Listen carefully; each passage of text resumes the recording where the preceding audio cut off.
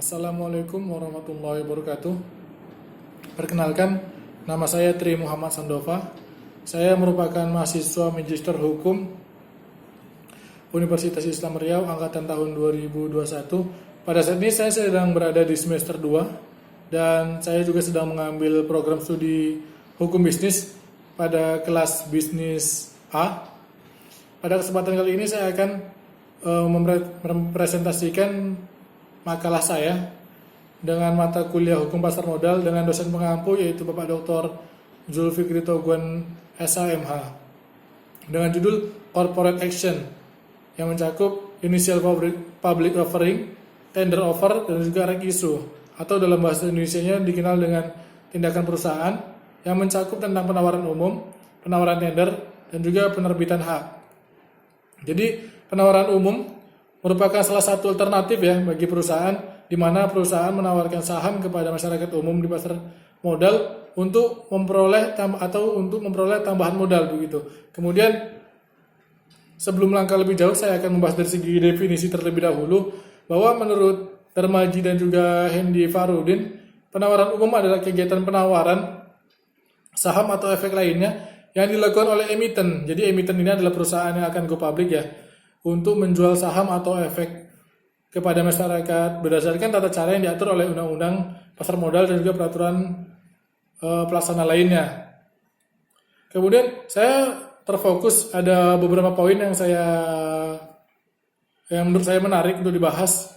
Kenapa sih banyak perusahaan yang melakukan penjualan sahamnya gitu kepada masyarakat umum? Jadi saya sudah merangkum dalam beberapa poin. Yang pertama yaitu karena ada kebutuhan akan dana untuk melunasi utang, baik utang jangka panjang maupun jangka pendek. Perlu sama-sama kita ketahui bahwa perusahaan dalam menjalankan suatu usahanya itu pada era terdahulu itu banyak mengalami hutang atau karena pada saat itu mereka belum begitu mengenal yang namanya penanaman modal atau belum banyaknya investor yang masuk kepada usaha-usaha mereka begitu. Jadi mereka banyak terlilit hutang baik dari bank-bank asing maupun bank-bank swasta maupun atau bank-bank negara.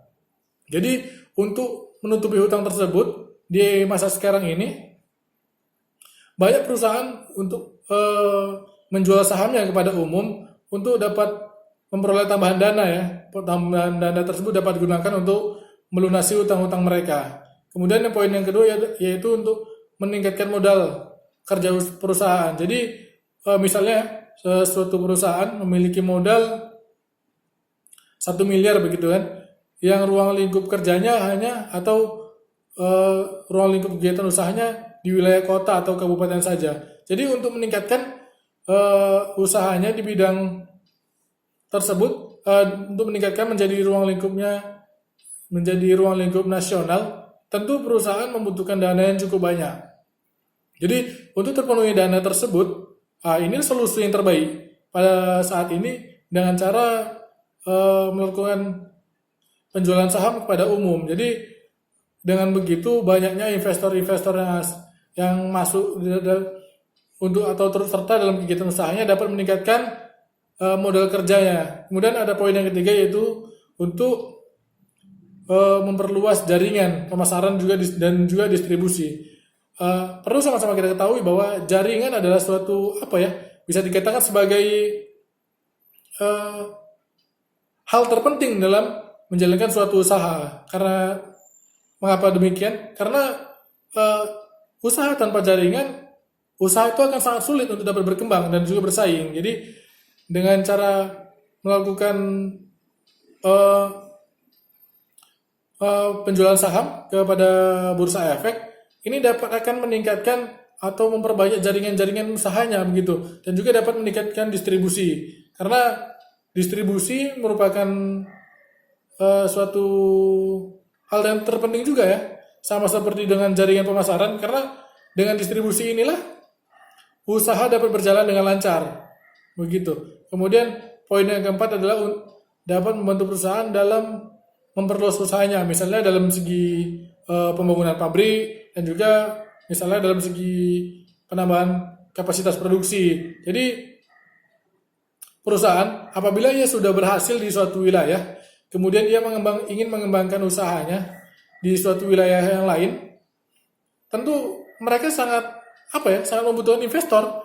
Jadi investor ini sifatnya tidak hanya berupa dana, dapat juga berupa seperti lahan untuk pembangunan pabrik tersebut, dan juga eh, dapat berupa tenaga kerja yang cukup melimpah, dan juga banyaknya tersedia bahan baku begitu. Jadi untuk meningkatkan hal tersebut, ini sangat penting. Penanaman modal ini sangat penting untuk mengundang investor supaya masuk ke dalam bidang usahanya. Jadi untuk meningkatkan kapasitas produksi. Jadi misalnya perusahaan hanya mampu memproduksi 1 juta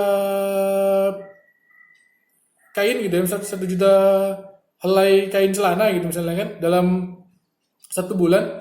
Jadi dengan banyaknya investor yang masuk itu dapat meningkatkan hasil usahanya, dan juga dapat mengembangkan usahanya. Yang tadi awalnya 1 juta produksi, dengan banyak investor yang masuk, dia dapat meningkatkan usahanya berkali-kali lipat, dapat seperti misalnya menjadi 2 kali lipat, 3 kali lipat, dan seterusnya begitu. Kemudian bagaimana sih proses penawaran umum ini?